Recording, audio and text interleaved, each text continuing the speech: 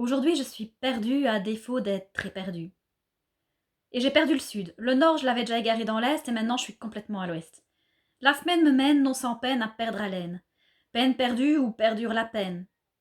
Je prends la peine de perdre mon temps à essayer tant bien que mal, en mal comme en bien, de chercher la vérité dans toute cette masse de médias en rafale qui déballent l'inverse et son contraire.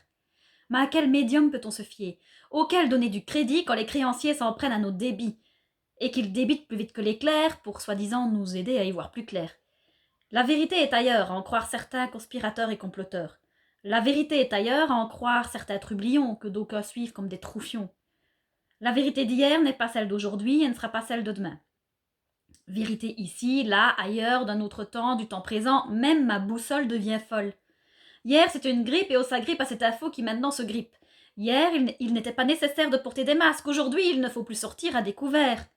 Le vrai du faux, le faux du vrai. Faut-il prêcher le faux pour avoir le vrai ou faut-il prêcher le vrai pour mettre à défaut le faux?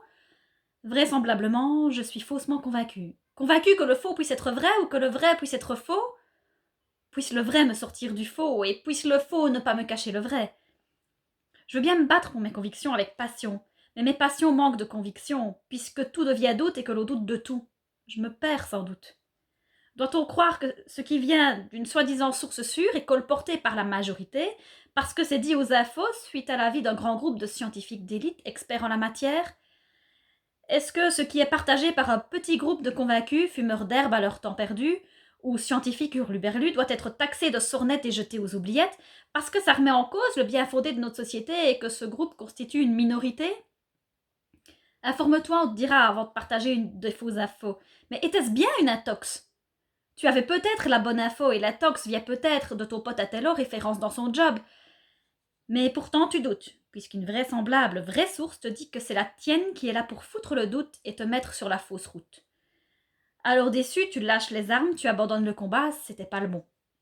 Mais si le vrai est que le faux est vrai, et que celui qui croyait que c'était faux est dans le faux, en croyant pourtant être dans le vrai, faut-il alors vraiment que tu doutes parce que tu crois que ton pote est dans le vrai quand il te dit que t'es dans le faux? En vrai, il est faussement dans le vrai et toi, il t'a vraiment mis dans le faux alors que t'étais dans le vrai. Tu me suis?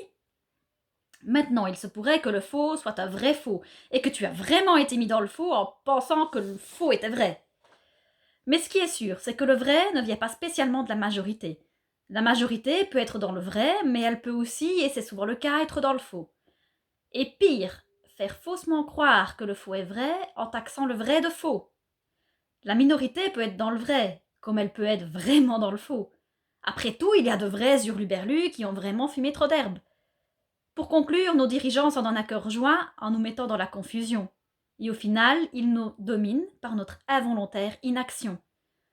Bon, je m'en vais bouffer des bonbons, après je penserai peut-être être dans le bon. Bonne chance à tous, prenez soin de vous et à bientôt!